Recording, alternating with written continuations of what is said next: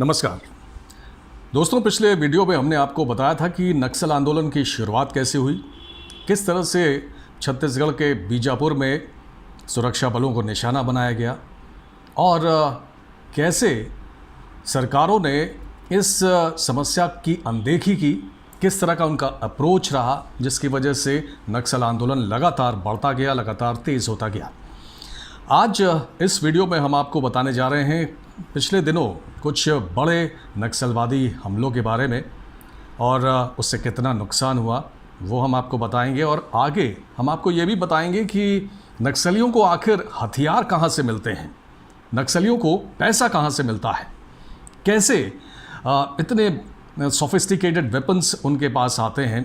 वो ग्रेनेड का इस्तेमाल करते हैं, वो आईईडीज़ का इस्तेमाल करते हैं, वो लैंड माइन्स का इस्तेमाल करते हैं। तो ये सब कुछ वो कहाँ से हासिल करते हैं, इस बारे में हम आपको बताएंगे। लेकिन सबसे पहले कुछ हमलों के बारे में आपको बताते हैं जो पिछले दिनों उन्होंने किए हैं और जिसका बहुत नुकसान देश को उठाना पड़ा है। शुरुआत हम 2010 से करते हैं। फरवरी 2010 में सिल्दा कैंप में नक्सलियों ने हमला किया और ईस्टर्न फ्रंटियर राइफल्स के 24 पैरामिलिट्री जवान इसमें शहीद हो गए। 6 अप्रैल 2010 में छत्तीसगढ़ के दंतेवाड़ा में नक्सली हमले में 74 सीआरपीएफ के जवान शहीद हो गए। आप समझ सकते हैं कितना बड़ा हमला था ये। 2013 ये हमला बहुत ही चर्चित हमला रहा जो दरभा घाटी में हुआ छत्तीसगढ़ के, जिसमें कांग्रेस पार्टी के 24 नेता मारे गए। 24 बड़े नेता, जिसमें छत्तीसगढ़ के उस समय के कांग्रेस अध्यक्ष नंद कुमार पटेल, पूर्व मंत्री महेंद्र कर्मा और पूर्व केंद्रीय मंत्री वीसी शुक्ला भी शामिल थे। 13 मार्च 2018 को सुकमा में ही नक्सली हमले में 9 सीआरपीएफ के जवान शहीद हो गए। 1 मई 2019 को महाराष्ट्र के गढ़चिरौली में नक्सलियों ने आईईडी ब्लास्ट किया, जिसमें 16 पुलिस वाले शहीद हो गए। 21 मार्च 2020 को 23 माओवादी और 17 सीआरपीएफ के जवान शहीद हो गए, जो छत्तीसगढ़ के सुकमा में ये मुठभेड़ हुई थी। और 23 मार्च 2021 यानी करीब 1 साल बाद 5 सिक्योरिटी पर्सनल्स जो बस में जा रहे थे, वो पूरी बस को नक्सलियों ने उड़ा दिया, जिसमें 5 जवान शहीद हो गए और 20 जवान बुरी तरह से घायल हो गए। 3 अप्रैल 2021 को माओवादियों ने जो रेड की है, माओवादियों ने जो एम्बुश किया है, जिसके बारे में हम लोग बात कर रहे थे, उसमें 24 जवान शहीद हुए हैं। ये सब कुछ आपको सिर्फ इसलिए बताया कि आप अंदाज़ा लगा सकें कि इस समस्या को जिस गंभीरता से लिया जाना चाहिए था सरकारों की तरफ से, उस गंभीरता से नहीं लिया गया, उसको उस तरह से हैंडल नहीं किया गया। और इसी का नतीजा है कि आज भी इतने बड़े बड़े हमले हो रहे हैं और हम लोग अपने ही देश में अपने जवानों को खो रहे हैं। एक रिपोर्ट के मुताबिक 1996 से लेकर अब तक नक्सली हिंसा में 14,000 से 15,000 के बीच लोग मारे गए हैं। तो आप समझ सकते हैं कि ये कितनी गंभीर समस्या है। चलिए अब बात करते हैं कि माओवादियों को हथियार, गोला बारूद और पैसा कैसे मिलता है अपना इतना बड़ा ऑपरेशन चलाने के लिए, इतना बड़ा नेटवर्क चलाने के लिए। एक अनुमान के मुताबिक नक्सलियों की नेट वर्थ की अगर बात की जाए तो आप हैरान रह जाएंगे। 2000 से 2,500 करोड़ रुपए के बीच इनकी नेट वर्थ मानी जाती है। इसमें से 200 से 250 करोड़ रुपए तो ये सालाना हथियार खरीदने में खर्च करते हैं। विदेशों से फंडिंग के अलावा एक्सटॉर्शन, लूटपाट से ये पैसा हासिल करते हैं और अपना ये टैक्स लगाते हैं। जो इनके प्रभाव वाले एरियाज़ हैं वहाँ पर ये अपना टैक्स लगाते हैं, जिसकी वसूली करते हैं और उससे ये पैसे हासिल करते हैं। बाकी पैसा ये शहरों में प्रोपेगेंडा और ट्रेनिंग और साथ ही रिक्रूटमेंट में खर्च करते हैं। तो आप समझ सकते हैं कि जो नेटवर्क है वो कितना स्ट्रॉन्ग है और शहरों में भी इनके अपने लोग हैं जो प्रोपेगेंडा में इनका साथ देते हैं। और इसमें कौन कौन लोग हैं आप जानकर हैरान रह जाएंगे। इसमें वकील भी हैं, इसमें जजेस हैं, इसमें स्टूडेंट्स हैं, इसमें एक्टिविस्ट्स हैं। ये सारे लोग शामिल हैं जो कि प्रोपेगेंडा संभालते हैं। पैसों और इक्विपमेंट्स की आवाजाही में भी ये लोग मदद करते हैं। 2008 में छत्तीसगढ़ पुलिस ने एक ट्रैवल एजेंसी को पकड़ा था। जी हाँ, एक ट्रैवल एजेंसी को पकड़ा था जो नक्सलियों के लिए हथियारों की सप्लाई करने में मदद करती थी। तो इनकी घुसपैठ कितने अंदर तक है आप समझ सकते हैं। इनके जो सिंपैथाइजर्स हैं वो कौन कौन लोग हैं, वो काफ़ी हैरानी पैदा करता है। अब हथियारों की अगर हम बात करें तो शुरुआत जब हुई उस समय तो ये बहुत ही ट्रेडिशनल वेपन्स जैसे तीर कमान वगैरह उनका इस्तेमाल करते थे। लेकिन फिर इन्होंने स्थानीय स्तर पर पुरानी राइफल्स जुटानी शुरू की, जिसमें कि विंटेज टाइप मज़ल लोडर गन्स होती हैं और बड़ी स्थानीय लेवल पर उनको बनाया जाता है। शॉट गन्स जो होती हैं जिनका इस्तेमाल शिकारों में किया जाता है, उसका इस्तेमाल ये लोग करते थे। और उसके बाद इन्होंने स्थानीय लेवल पर हथियार जुटाने शुरू किए।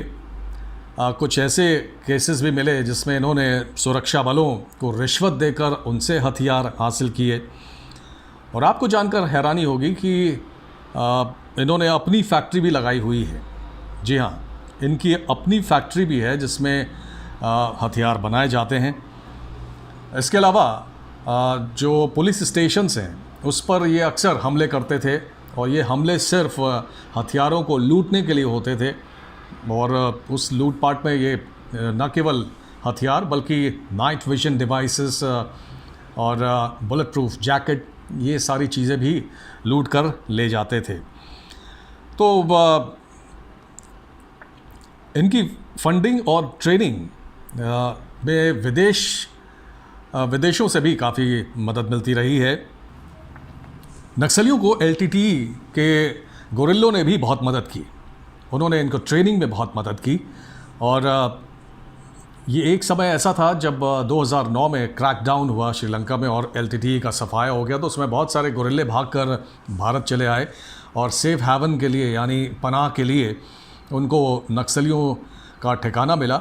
उसके बदले में उन्होंने नक्सलियों को प्रॉपर ट्रेनिंग दी। नक्सलियों को LTTE की तरफ से ही ट्रेनिंग नहीं मिली, नेपाल के जो माओवादी थे उन्होंने भी ट्रेन किया। नागालैंड का जो इंसर्जेंट ग्रुप है NSCN आइजैक मोइवा, उनका सहयोग, उनका साथ मिला।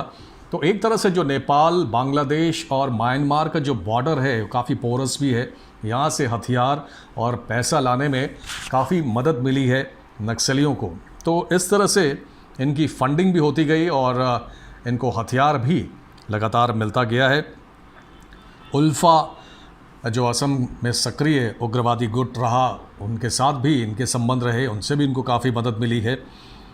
अगर एक्सप्लोजिव्स की बात की जाए, गोला बारूद की बात की जाए, तो उसकी भी इनके पास कमी नहीं है। उसकी वजह यह है कि जो माइनिंग कंपनीज़ हैं, जो माइंस के लिए गोला बारूद, एक्सप्लोजिव्स ये कंपनियां लेकर आती हैं, उनसे नक्सली उसको हासिल कर लेते हैं। उसमें चूँकि ये बड़ा स्टॉक रखते हैं ये माइनिंग की वजह से, तो उसमें इक्विपमेंट्स भी इनको मिल जाते हैं, जैसे कि ब्लास्टिंग कैप्स हुए, डेटोनेटर्स हुए। ये सारी चीज़ें नक्सलवादी हासिल कर लेते हैं, जिसका इस्तेमाल ये सुरक्षा बलों के ख़िलाफ़ करते हैं। जिस तरह लैंड माइंस का इस्तेमाल ये लोग करते हैं, आपने देखा ही होगा, ग्रेनेड्स का इस्तेमाल करते हैं। तो ये सारी चीज़ें जो हैं ये लगातार मदद करती रही हैं नक्सलियों की और उनको लगातार मजबूत करती रही हैं। तो ये जो इनके जो सप्लाई चेन है उसको तोड़ पाने में भी सरकार कामयाब नहीं हुई है, जिसको तोड़ना बहुत ज़रूरी है। तो फिलहाल गृह मंत्री अमित शाह ने अब साफ किया है कि अब लड़ाई आर पार की होगी, नक्सलियों के खिलाफ लड़ाई अंजाम तक पहुंचेगी। ये काम बहुत पहले हो जाना चाहिए था। 24 जवानों की शहादत से पहले अगर ये कदम उठाया जाता तो शायद बहुत अच्छा होता। लेकिन अब अगर सरकार जाग रही है तो इसको अंजाम तक पहुंचाए, ये पूरा देश चाहता है, क्योंकि खून उबल रहा है और हर कोई बस यही चाहता है कि इन नक्सलियों का सफाया हो। हिडमा जैसे जो नक्सली नेता हैं उनका सफाया हो। एक बात और जो बहुत ज़रूरी है वो ये कि हमारे देश में गंभीर से गंभीर मुद्दों पर जवानों की शहादत पर भी राजनीति होती है। बहुत ही दुर्भाग्यपूर्ण है, अफसोसनाक है। जैसे ही छत्तीसगढ़ में ये शहादत हुई जवानों की, उसके बाद हमने देखा किस तरह के बयान आए। बीजेपी नेताओं ने कांग्रेस पर आरोप लगाना शुरू किया। खुद जेपी नड्डा ने आरोप लगाया कि कांग्रेस सॉफ्ट है नक्सलियों पर, लेकिन शायद वो भूल गए कि जब छत्तीसगढ़ में बीजेपी की सरकार थी तब भी नक्सलियों के हमले होते रहे, जिसमें बहुत सारे लोग मारे गए, बहुत सारे जवान शहीद हुए। तो ऐसा नहीं है कि नक्सली सरकार किसकी है ये देखकर हमले करते हैं। इसलिए ज़रूरी है कि एकजुट होकर नक्सलियों के खिलाफ एक प्रॉपर रणनीति बनाई जाए और उनके खिलाफ ठोस एक्शन हो। राहुल गांधी कहते हैं कि जो कुछ हुआ वो प्लानिंग में एरर था, प्लानिंग पूरी तरह से पुख्ता नहीं थी। ये कहने की आपको क्या ज़रूरत है?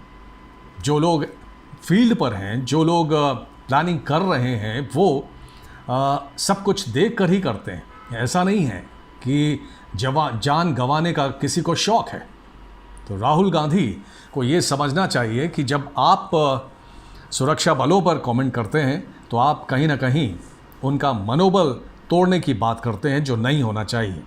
तो फिलहाल हम सब यही चाहते हैं कि सरकार ने अगर अब प्रण किया है कि इस लड़ाई को अंजाम तक पहुंचाएगी तो देर ना करें।